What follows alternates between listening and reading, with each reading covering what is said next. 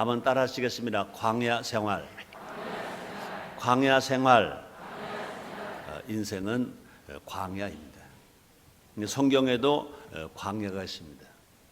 성경에 나오는 모든 인물들마다 광야를 통과했습니다.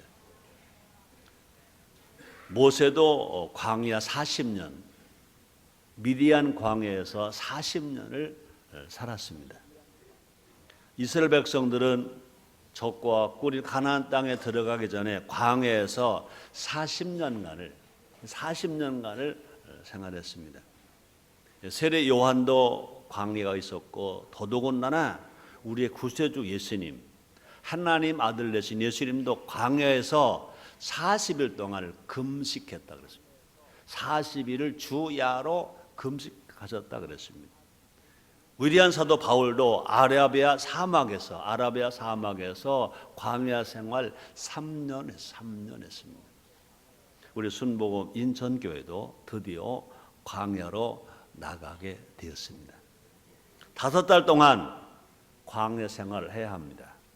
이제 본성들을 새롭게 건축하기 위해서, 또 새롭게 깨끗하게 리모델링하기 위해서 이제 오늘 주일 예배를 드리고 5개월 동안 성전을 비워줘야 합니다. 지성전에 가서 흩어져 예배 드리는 것이 힘들 수 있습니다. 어떻게 보면요, 불편할 수 있습니다. 아마 이거 힘들다고 생각한다면, 이것이 불편하다고 생각한다면 이것은 인간적인 생각일 것입니다. 하나님의 생각은 다릅니다.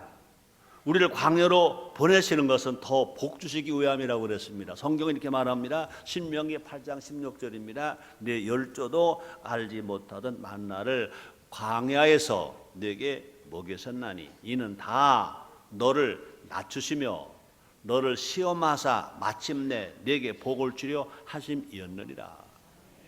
너를 낮추시며 너를 시험하사 마침내 내게 복을 주려 하심이니라 말씀했습니다.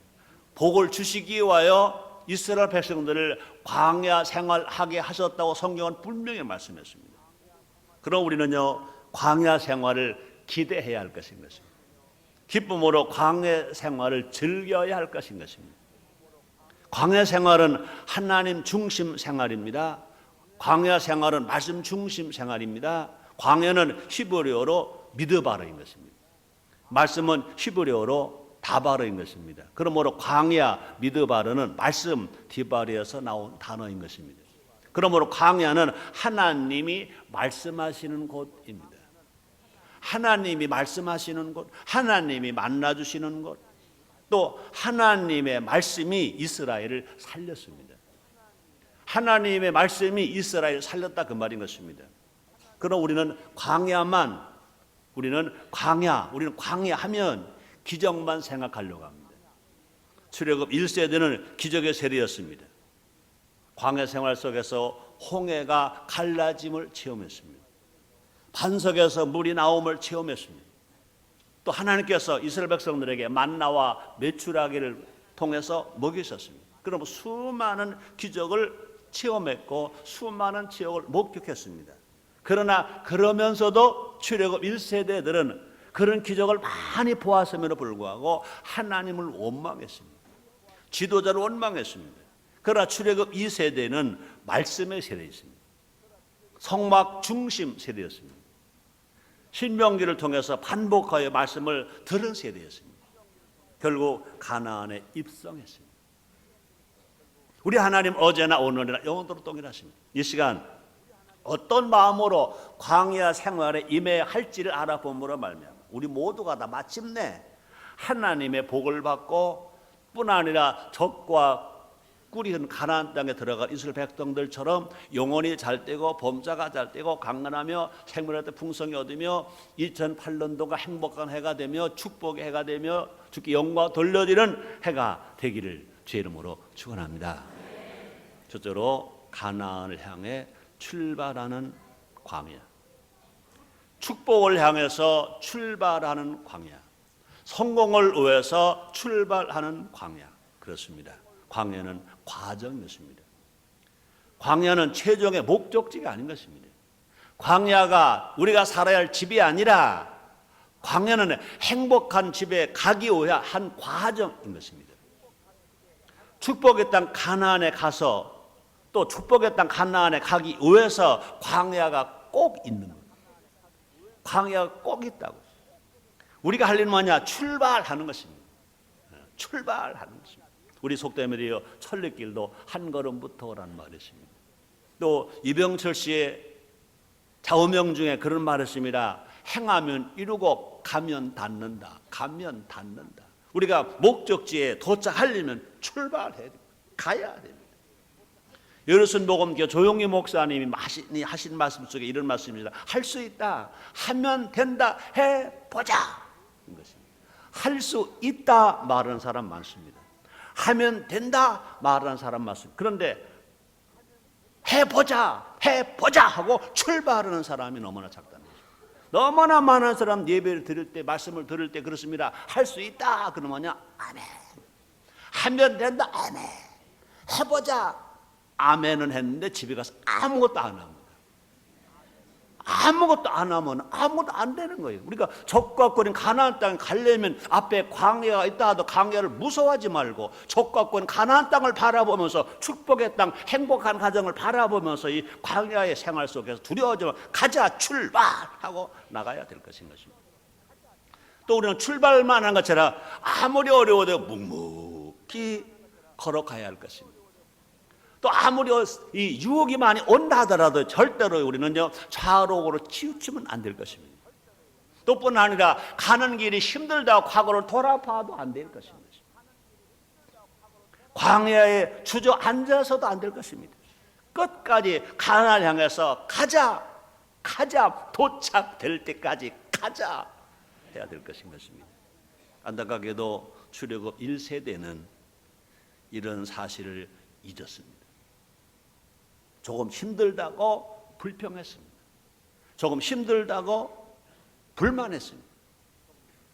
또 힘들다고 지도자를 원망합니다. 심지어 애굽에서 종로로 탈 때는 그땐 먹을 것도 있고 좋아하는데 그냥 거기서 죽지 왜 광야에서 고생하는가 하고 출애굽한 그 자체를 이제 원망하고 애굽에 산 것을 그리워하고 있습니다. 성경이 이렇게 말합니다. 성경은 이렇게 말합니다. 출애굽기 16장 2절 3절입니다. 이스라엘 온 회중이 이스라엘의 모든 사람이 그 광야에서 모세와 아론을 원망하여 그들에게 이르되 우리가 애굽 땅에서 고기 가마 곁에 앉았던 때와 떡을 배불리 먹던 때 여호와의 손에 죽었다면 좋았을 것을 너희가 이 광야로 모세와 아론에게 말합니다. 너희가 이 광야로 우리를 인도하여 내어 이 온 회중으로 줄여 죽게 하는도다. 원망하는 거예요. 아직 지금 적과 가나안 땅에 도착도 안 되고 가는 과정인데 힘들다고 원망하는 것입니다. 사탄은 똑같이 우리를 유혹할 것입니다.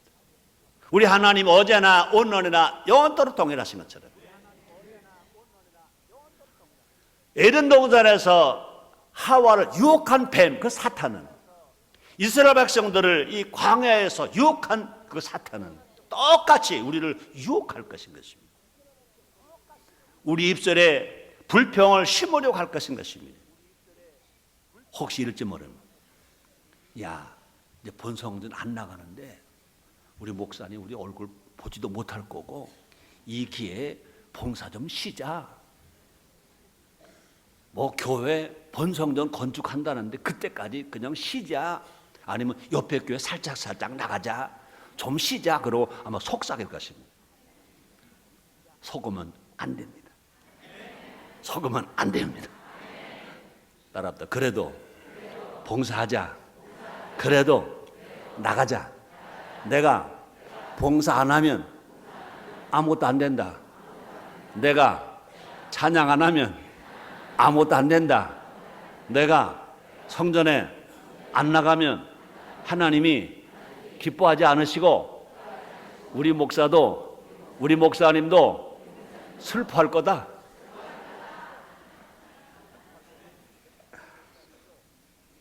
여러분, 광야의 길은 하나님이 가게 하신 길입니다.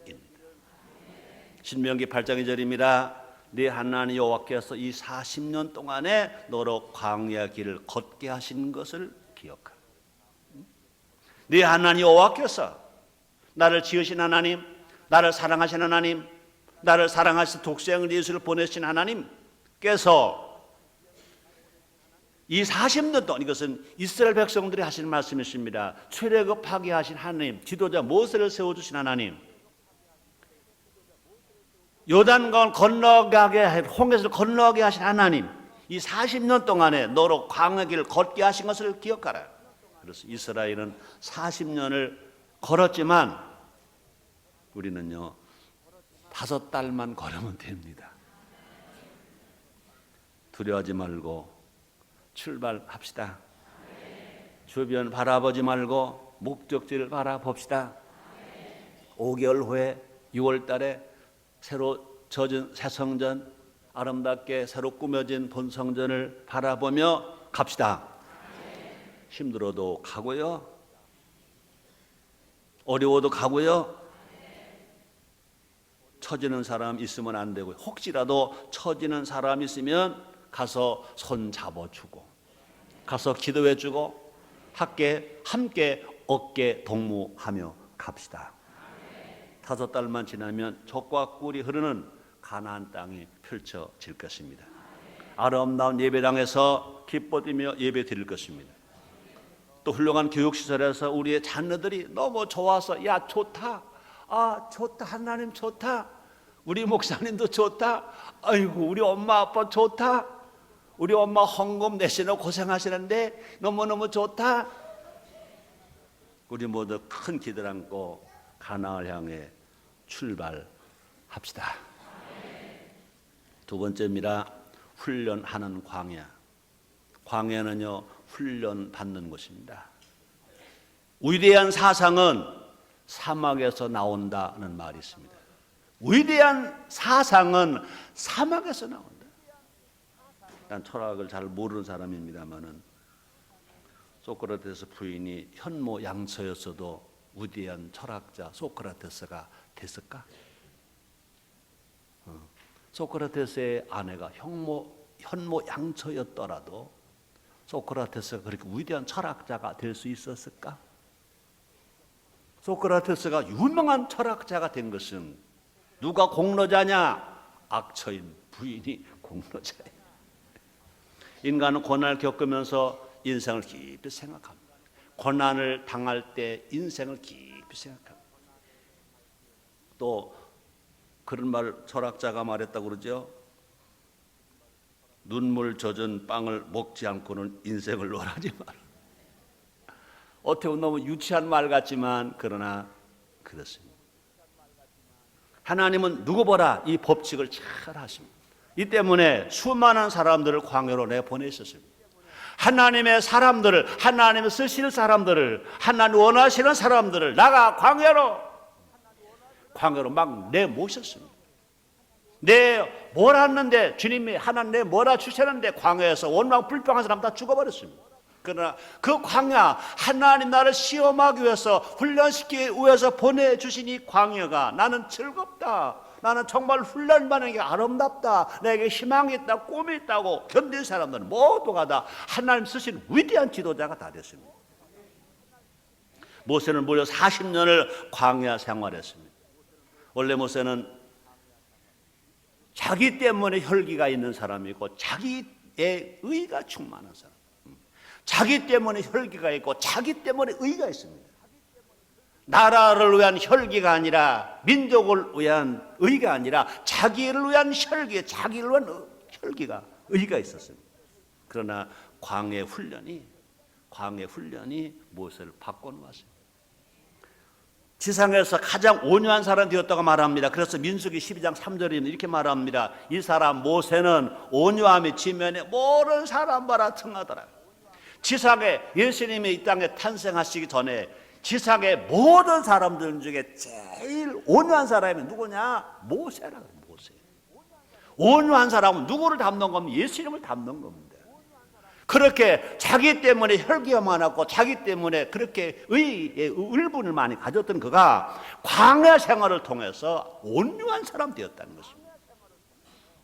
자, 모세만 광야 훈련을 받은 것이 아닌 것입니다. 예수님도요, 공생의 시작 전에 광야에 가셨습니다. 볼까요? 마가복음 1장 12절 13절 상반절입니다. 성령이 곧 예수를 광야로 몰아내시니라. 성령님이 예수님을 광야로 몰아내셨습니다. 사탄이 몰아낸 것이 아니라 성령님이, 하나님의 영 성령님이 예수님을 광야로 몰아내신지라. 광야에서 40일을 계셔서 사탄에게 시험을 바르시며 40주야를 계시며 사탄에게 시험을 바르셨다고 그랬습니다. 뿐 아니라 위대한 사도 바울도 다메섹 체험 후에 아라비아 사막에서 3년을 보냈습니다. 아라비아 사막 3년을 보냈습니다. 다시 말합니다. 광야는 하나님 훈련장입니다. 여러분, 혹이라 지금 광야와 같이 캄캄합니까? 춥습니까? 답답합니까? 메말릅니까? 배고픕니까? 하나님이 여러분을 더 크게 쓰시려고 훈련 중에 계신 것으로 아시기를 제물로 축원합니다. 하나님은 하나님의 사람을 광야로 보내십니다. 우리는 그곳에서 낮아진 훈련을 받아야 됩니다. 신명기 8장 2절 상반절입니다. 네 하나님 여호와께서 이 40년 동안에 너로 광야의 길을 걷게 하신 것을 기억하라. 이는 너를 낮추시며, 우리를 낮추시기 위해서 광야 40년 훈련시켰다고 그랬습니다. 또뿐 아니라 순종을 훈련시킨다고 그랬습니다. 신명기 8장 2절 하반절입니다. 너를 시험하사 내 마음이 어떠한지 그 명령을 지키는지 안 지키는지 알려 하심이라. 순종을 하는지 순종하지 않는지 알게 하시기 위하여 광야 생활을 하게 하셨다 그랬습니다. 그뿐 아니라 광야 생활에서 우리 어떤 훈련을 시켜주시냐, 하나님만 의지하게 하는 훈련을 시킨다고 그랬습니다. 신명기 8장 3절입니다. 너를 낮추시며 너로 줄이게 하시며 또 너도 알지 못하며 네 열두 알지 못하던 만나를 먹게 하신 것은 사람의 떡으로만 사는 것이 아니요 여호와 입에서 나오는 모든 말씀으로 사는 줄을 너로 알게 하려 하심이니라. 우리 하나님은 어제나 오늘이나 영원토록 동일하십니다. 우리 앞에 기회가 왔습니다. 하나님께서 직접 우리를 훈련시키십니다. 우리는 순복음 인천교회는요 1983년 11월 8일 창립하면서 지하실 교회에서 가졌던 초심을 기억합니다. 이것을 우리는 초심을 되찾는 기회가 되어야 할 것입니다. 또뿐 아니라 인천 시민 10만 명을 초청해서 천국잔치를 하겠다고 1987년 6월 28일이었습니다. 그때 열정, 그때 열심을 회복할 기회가 온 것입니다. 이 안에서 모세도 여호수아도 바울도 나와야 할 것입니다. 저는 말합니다. 순복음 인천교회에서 모세 같은 지도자도 여호수아 같은 지도자도 바울 같은 지도자도 분명히 나오게 될 줄 믿습니다. 그렇게 되기를 주의 이름으로 축원합니다. 우리 모두가 다 광야 훈련을 잘 통과하여서 믿음의 대장, 믿음의 용장이 다 되시기를 주의 이름으로 축원합니다. 세 번째, 연합하는 광야. 광야에서 뭘 할 것이냐? 연합한다는 것입니다. 그렇습니다. 이스라엘 백성의 광야 생활을 보면요 두 가지 특징이 있습니다. 첫째는 뭐냐? 하나님께서 모세 중심으로 이스라엘을 이끄셨습니다. 모세를 지도자로 세워서 이스라엘 백성을 이끌어 가셨습니다. 이스라엘은 철저하게 모세 지도력에 순종해야 합니다. 모세에 대한 불순종은 곧 하나님께는 불순종이라고 말합니다. 이렇게 말합니다. 출애굽기 17장 2절 말씀이십니다. 백성이 모세와 다투어 가로되 우리에게 물을 좀 마시게 하라. 모세 그들에게 이르되 너희가 어찌하여 나와 다투느냐? 너희가 어찌하여 여호와를 시험하느냐? 이스라엘 백성들이 모세와 다투는 것은 무엇이냐? 하나님을 시험하는 것이라, 하나님과 다투는 것이라 그랬습니다. 둘째는 뭐냐? 체제를 만드는 것입니다.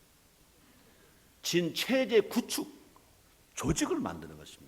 하나님은요 시내산에서 율법을 주셨습니다. 곧 이어서 인구조사를 실시합니다. 그래서 민수기부터 이스라엘 백성들을 그 숫자를 세는 것입니다. 민수기 1장입니다. 20세 이상 된 장정들을 각 가문별로 각 가족별로 조사를 하는 것입니다. 인구조사가 다 끝나자 진체제를 선포합니다. 민수기 2장에서 합니다. 하나님은 성막을 중심으로 동서남북에 진을 배치했습니다. 12지파는 세 지파씩 동서남북으로 배치합니다. 세 지파 중 한 지파가 선임 지파로 임명을 받습니다. 구역장 중에도 선임 구역장이 있고, 교구장 중에도 선임 교구장이 있고, 팀장 중에도 선임 팀장이 있는 것은 성경적인 것입니다. 언제 어려서나 이스라엘은 이 조직에 따라 움직였습니다. 조직을, 교회가 성장할래도 은혜만 있으면 안 됩니다. 구역 조직이 잘 되고 교회 조직이 잘 되어야 할 것인 것입니다. 하나는 이스라엘을 잘 조직하셔서 연합하게 하셨어요. 연합하게 하셨습니다.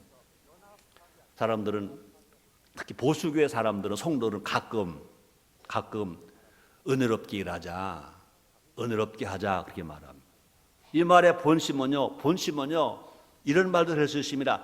그저 대충 하자, 대충 하자. 사랑하는 성도 여러분들이, 하나님은요 절대로 은혜는 주시되 절대로 대충 하신 하나님은 절대로 아니신 것입니다. 우리가 대충 하자 이 말은 뭐냐? 은혜가 아니라 은혜를 빙자한 뭐냐? 게으름. 게으른 사람이 은혜만 얘기합니다. 분명히 하나님의 일은, 하나님은요 은혜 더하기 조직을 짜는 것입니다. 연합해야 돼. 힘을 모아야 된다는 것입니다. 하나님께서 일하신 방법과 순서를 우리는 봐야 할 것입니다. 율법이 주어진 후에 즉시 인구조사를 했고 진 배치를 했습니다. 인구조사를 2번이나 했습니다. 민수기 1장에서 인구조사를 했고 민수기 26장에서 인구조사를 했습니다. 싸움에 나갈 수 있는 장정만 60만 명이 넘었습니다. 아무리 시간이 많이 걸려 조사를 했습니다. 싸움에 나가기 전에 인구조사하면 인구조사가 얼마나 힘들었게, 지금처럼 컴퓨터가 있는 시대도 아니고 그렇다고 뭐 추산이 있을 때도 아니고 얼마나 힘들었겠어요. 그런데 인구조사가 확립되고 조사 끝나기 전에는 싸움에 나가지 않았습니다. 철저하게 조사한 후에 체계적으로 조직을 먼저 짰습니다. 모세의 리더와의 전 조직이 움직이게 했습니다. 한 영혼의 실족함도 없이 가나안에 들어가기 위함인 것입니다. 우리도 연합해야 합니다. 지금까지 기도하면서 우리는요 구역을 보강해주고, 그러고 각 이 교구를 보강하고 각 팀을 다시 짜서 팀장 중에도 선임 팀장을 세워가지고 지금 하나님께서 모세를 통하여 이스라엘 백성을 조직한 것처럼, 체계를 짠 것처럼 우리 다 체계를 짰습니다.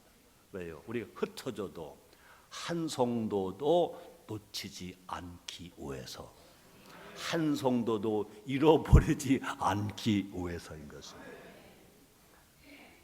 두리뭉실한 연합이 아닌 것입니다. 정확하게 팀에 소속된 영혼들을 파악해야 할 것입니다. 정확하게 구역의 각 교구에 소속된 성도들을 파악해야 할 것인 것입니다. 치밀한 계획하에 구역이 움직이고 교구가 움직이고 팀이 움직여야 될 것입니다. 끊임없이 확인해서 단 한 영혼도 잃어서는 안 될 것입니다. 구역장들은 항상 주일날 정말로 교회 나와서 각 지성전 나와서 정말 주일 예배를 드렸는가? 구역 예배 잘 드리고 있는가? 혹시 어디에서 울고 있지는 않은가? 길 잃어버리진 않았는가? 혹시 게을러서 그냥 인터넷으로 예배 보지 뭐 하고 있지는 않은가? 아니면 CTL TV의 예배를 통해서 조용히 먹을 설교도 나오고 김사한 먹을 설교도 나오고 김홍도 먹을 설교 나오니까 그 예배를 보고 있지 않는가? 그건 주일 예배가 절대로 아닌 것입니다.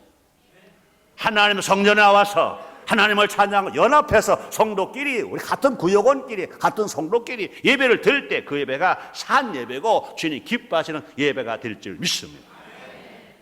그것이 진정한 연합이라는 것입니다. 네 번째입니다. 주님만 바라보는 광야. 광야는 외롭습니다. 광야는 춥습니다. 광야는 인간의 사랑이 전혀 없는 것이 광야인 것입니다. 인간의 정도 전혀 없는 것이 광야인 것입니다.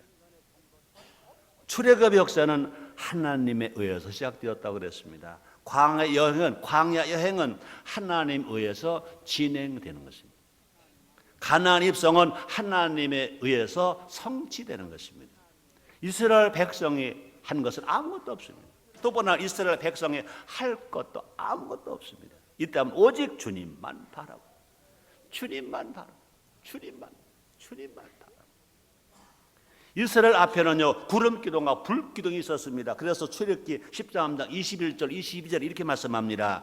여호와께서 그들 앞에 행하사, 이스라엘 백성들 앞에 행하사 낮에는 구름 기둥으로 그들의 길을 인도하시고 밤에는 불 기둥으로 그들에게 비추사 주야로 진행하게 하시니 낮에는 구름 기둥 밤에는 불 기둥이 백성 앞에서 떠나지 아니하니라.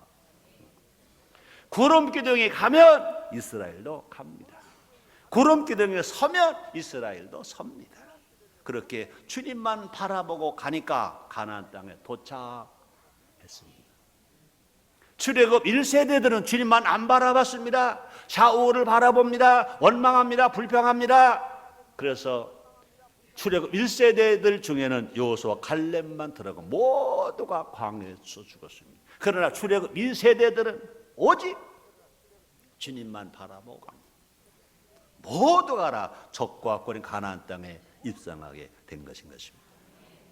그들은요 별 수고 없이 요단강을 건넜습니다. 큰 전쟁 없이 여리고성을 점령했습니다. 왜요? 주님만 바라보니까 주님이 다 이루어 주신 줄 믿습니다. 우리도 마찬가지인 것입니다. 우리 주님만 바라보아야 할 것인 것입니다. 물론 그동안 우리도 주님만 바라보 여기까지 왔습니다. 그런데 광야에서도 힘써 주님을 바라보아야 될 것인 것입니다.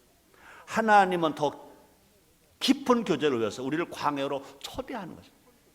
한 사람 한 사람도 은밀한 중에 만나시기 위해서 우리 초대해 주신다 그 말인 것입니다. 광야에서 이스라엘 백성은 십계명을 받았습니다. 광야에서 세례 요한은 하나님의 음성을 들었습니다. 누가복음 3장 2절입니다.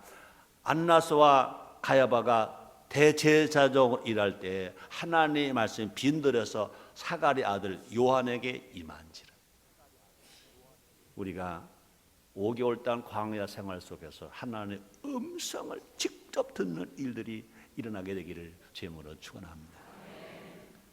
또 광야는요 주님과 독대하는 자리, 광야는요 주님과 단둘이 만나는 자리인 것입니다. 영혼이 맨발한 분들이 있다면 광야 생활을 기대하십시오. 회복되는 역사가 일어나게 될 것입니다. 주님의 음성을 듣고 주님을 만나는 체험이 있게 될 것입니다. 뿐 아니라 지키시고 보호하시는 주님의 손길을 느낄 수 있습니다. 볼까요? 신명기 32장 10절입니다. 여호와께서 그를 황무지에서 짐승에 부르짖는 광야에서 만나시고 호위하시며 보호하시며 자기 눈동자같이 지키셨도다. 또뿐 아니라 우리를 직접 업어주시는 주님의 넓은 등을 체험할 수 있다고 주님 말씀하십니다. 이렇게 말씀하십니다. 신명기 32장 11절로 12절입니다. 너무너무 감동받아요. 마치 하나님께서 광야를 통과하는 이스라엘 백성들을 보호하시니 마치 무엇과 같으냐, 마치 비유로 말씀하십니다. 마치 독수리가 그 보금자리를 어지럽게 하며 그 새끼 위에 너풀거리며 그 날개를 펴서 새끼를 받으며 그 날개의 그것을 없는 것 같이 여호와께서 홀로 그들을 인도하셨고 함께한 다른 신이 없었도다. 오직 하나님만이 우리의 아버지가 되십니다. 하나님만이 우리를 보호해 주십니다. 하나님만이 우리를 지켜주시는 것입니다. 마치 뭐 같아요? 마치 독수리가 그 보금자리를 어지럽게 하며, 독수리는 새 왕자입니다.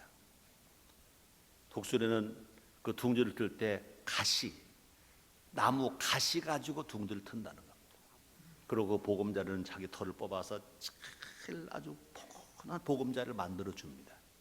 거기서 이제 알을 낳습니다. 거기서 새끼를 이제 깝니다.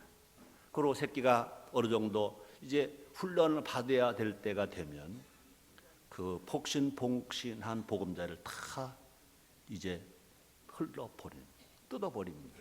그리고 거기 보면 가시만 남습니다. 그러니까 새끼 독수리가 앉아 있을 수가 없어요. 막 찔리니까 거의 안주할 수가 없어요. 그러면 이제 불편해요.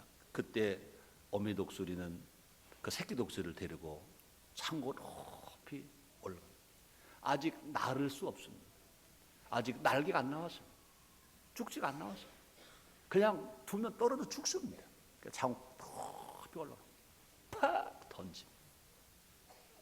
날개도 없는 독수리, 나를 수 없는 독수리가 이제 곤두박질 떨어집니다. 그냥 두면 땅을 그냥 죽는 겁니다. 막 놀래게 하고 나를 수 없는 쭉지가 아주 그냥 날라버려 막 하고 떨어집니다. 그때는 어메도사가 손살같이 와서 쫙 내려와가지고 두 넓은 독수리날개를 쫙 피는